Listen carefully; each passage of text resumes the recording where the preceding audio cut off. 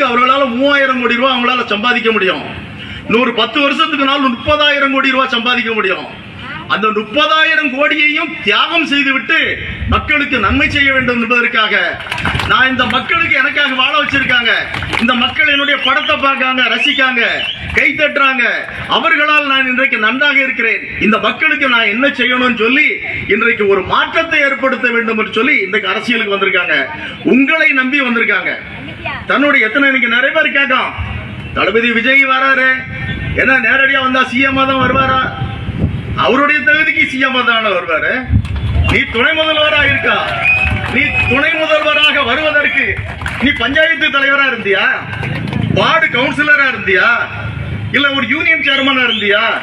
எதுவுமே இல்ல. நேர எம்எல்ஏ, நேர நீ மந்திரி, நேர துணை முதலமைச்சர். இங்க இருக்கக்கூடிய சகோதரி கனிமொழி நேர எம்பி ஆனாங்கல்ல. எந்த பஞ்சாயத்துல போட்டிட்டு ஜெயிச்சாங்க? எந்த பாட்டியும் எந்த படியில நீ ஏறி வரணும், எதுலயும் வர வேண்டிய மக்கள் செல்வாக்கு இருந்தா நேர முதலமைச்சர். புரட்சி தலைவர் எம்ஜிஆர் அவர்கள் கட்சி ஆரம்பிச்சாரு, நேரடியா முதலமைச்சரா வந்தாரு. அதுபோல இன்றைக்கு 2026 தளபதி விஜய் அவர்கள் முதலமைச்சராக வருவதை யாராலையும் தடுக்க முடியாது. ஒவ்வொரு திமுக காரனா இருந்தாலும் சரி, அதிமுக காரனாக இருந்தாலும் சரி, ஒவ்வொருத்தர் வீட்டுக்குள்ளையும் தளபதிக்கு ஓட்டு இருக்கு. அவனை சொல்றாங்க, திமுக காரங்க சொல்லிட்டாங்க, எங்க ஒரு ஓட்டு கூட இதுக்கு முன்னாலெல்லாம் சொல்லுவாங்க, எங்க வீட்டுல எல்லாம் நாங்க சொல்றதுக்கு ஓட்டு போடுவாங்க. இப்ப சொல்லிட்டாங்க, நீங்க எங்கேயும் போட்டு போங்க, எங்க ஓட்டு தளபதி விஜய்க்கு தான் சொல்லிட்டாங்க. அதனால எங்களால தடுக்க முடியாதுன்னு சொல்லி இன்னைக்கு அத்தனை பேரும் சொல்லக்கூடிய அளவுக்கு அவருடைய எதுகளை பெருமைகளை சொல்லணும்னா சொல்லலாம். அந்த இதெல்லாம் அதாவது அவர் எதையுமே பேச்சுல செய்து சொல்றதே கிடையாது, எல்லாம் செயல்ல தான். அதுவும் ஒரு சின்ன ஒரு செய்கையில எல்லாருக்கும் பதில் சொல்வாரு. இன்கம் டாக்ஸ் காரை கூட்டிட்டு போனோம். இன்கம் டாக்ஸ் அதிகமாக கட்டக்கூடிய, ஒழுங்காக கட்டக்கூடிய, வருமான வரி செலுத்தக்கூடிய ஒரே நடிகர் தளபதி விஜய் தான். அவரை எப்படியா குற்றம் கண்டுபிடிக்கணும்னு சொல்லி அழைச்சிட்டு போனாங்க. இதை மட்டும் சொல்லி முடிச்சிடுற. அழைத்து கொண்டு சென்று உடனே தளபதி விஜயனுடைய ரசிகர்கள் தமிழ்நாடு முழுக்க திரண்டாங்க. அவர் ஷூட்டிங் நடந்துட்டு இருக்கு. எல்லா நிகழ்ச்சி எல்லாத்தையும் முடிச்சுட்டு அவர் மேல எந்த குற்றமும் இல்லை, எதையும் கண்டுபிடிக்க முடியலன்னு சொல்லி தளபதி விஜய் திரும்ப ஷூட்டிங் போறாரு. கூட்டங்கள் அலைமோதுது, எதையும் பேசல. நேரே அங்க பஸ் நின்னுது. பஸ் மேல போய் ஒரு செல்ஃபி எடுத்தாரு, இறங்கினாரு, போயிட்டாரு. சென்ட்ரல் கவர்மெண்ட் அவுட், அதோட சரி. இன்றைய வரைக்கும் நீதான் என்னுடைய கொள்கை எதிரின்னு சொல்லிட்டு இருக்காரு தளபதியினுடைய. ஏன்னா நீ மடியில கணம் கிடையாது, வழியில பயம் கிடையாது. அப்படிப்பட்ட ஒரு மாசு மறுவற்ற மக்களுக்காக பணியாற்ற வேண்டும் என்ற எண்ணத்தோடு இன்றைக்கு களத்திலே உங்களை நம்பி இருக்கக்கூடிய தளபதி விஜய் அவர்களை 2026 நாம் தமிழகத்தினுடைய முதலமைச்சராக ஆக்கியே தீர்வோம் என்பதை மட்டும் அவருடைய பிறந்த நாளிலே அவர்களுக்கு வாழ்த்துதலையும் இந்த சபத்தையும் மேற்கொண்டு வாய்ப்புக்கு நன்றி சொல்லி, தம்பி எஸ்டிஆர் சாமுவேல் ராஜ், அன்பு சகோதரர் கிஷோர், எல்லாருமா சேர்ந்து எல்லாருடைய பெயர்களும் சொல்லலனாலும் எல்லாருடைய உழைப்பு, அத்தனை பேரும் பாத்தீங்கன்னா நான் 2-3 நாள் தான் ஆச்சு. இறங்கினா நாளை காலையில வீட்டுல பாத்தீங்கன்னா ஒரு 30-40 பேர் இருப்பாங்க. எனக்கு அடையாளம் தெரியாது.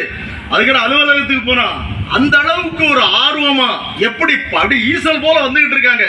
இப்படிப்பட்ட இளைஞர்கள் இருக்கின்ற வரையில தளபதி விஜய் அவர்களை யாராலையும் ஒண்ணு செய்ய முடியாது. இன்னும் திமுக பல கட்சிகள்ல இருந்து வர இருக்காங்க. நிறைய பேர் கதறாங்கன்னா என்ன காரணம்? தளபதி வந்த உடனே அவங்க கட்சியெல்லாம் டவுன் ஆகி போயிருது. இன்றைக்கு இருக்கக்கூடிய சிலர் பேசுறாங்க, அவங்களுடைய ஓட்டு பெர்சன்டேஜ் அப்படி நீங்க 2026 ரிசல்ட்ல பாருங்க, எல்லாரும் காலி ஆயிருவான். திமுகவுடைய நிலைமை என்ன ஆகும் நினைக்கீங்க? மைனாரிட்டி நீங்க அவங்களுக்கு 26% இருக்கு, மைனாரிட்டிஸ் ஓட்டு மட்டுமே அதுல 15% இருக்கு. இன்னைக்கு உளவுத்துறை இன்னைக்கு சொல்றாங்க 15% இருக்கக்கூடிய மைனாரிட்டிஸ் ஓட்டுல 10% விஜய்க்கு போகுதுன்னு சொல்றாங்க. சரி, அப்ப 26ல 10 கழிச்சுட்டாங்கன்னு வைங்களேன், 16 அவங்க ஆட்சியை பிடிக்க முடியும், 3வது இடத்துக்கு வருவாங்க. எழுதி வச்சுக்கிடுங்க, இதுதான் கணக்கு. அது மட்டுமல்ல, இன்னைக்கு அரசு ஊழியர் சங்கம் தளபதியை போய் பார்க்காங்க, எங்களுக்கு ஓய்வூதியம் தந்துருவோம்னு சொன்னாங்க, ஏமாத்திட்டு வந்தாங்க. நாங்க ஓட்டு போட்டோம், எதுவுமே செய்யல, நீங்க தான் செய்யணும்னு சொல்லி சொல்றாங்க. உடனே அங்க போய் அந்த சங்கத்தை உடைக்காங்க. இங்க இருக்கக்கூடிய காவல்துறை நண்பர்கள், அரசு ஊழியர்கள் அத்தனை பேரும் தளபதி விஜயை தான் எதிர்பார்த்துக்கிட்டு இருக்காங்க. எனவே எதை பற்றியும் கவலைப்பட வேண்டாம் என்று இந்த நேரத்தில் கேட்டுக்கொண்டு வாய்ப்புக்கு நன்றி சொல்லி விடைபெறுகிறேன். நன்றி, வணக்கம். தற்போது டி டேவிட் செல்வின் அவர்களை பொன்னாடை அணிவித்து கௌரவிக்க திரு எஸ்டிஆர் சாமுவேல் ராஜ் அவர்களை முன்னே அழைக்கிறேன்.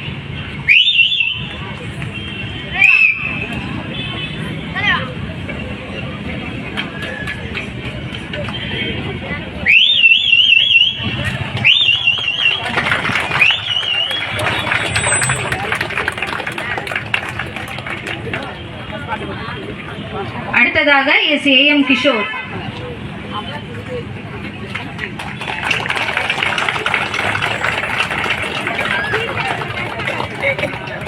அடுத்ததாக எம் கோல்டன் எக்ஸ் எம்சி அவர்களுக்கு.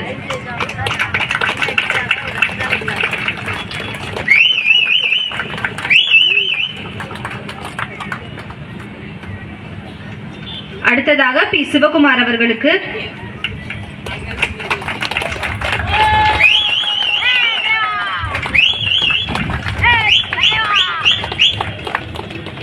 அடுத்ததாக திரு ஆண்டோ அவர்களுக்கு. அடுத்ததாக எம் மரியா அவர்களுக்கு.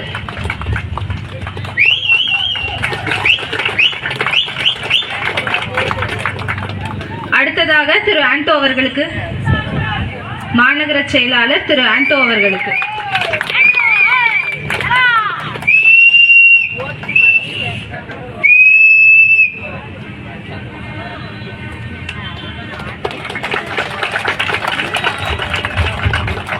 அடுத்ததாக துணை செயலாளர் கே விஜு அவர்களுக்கு.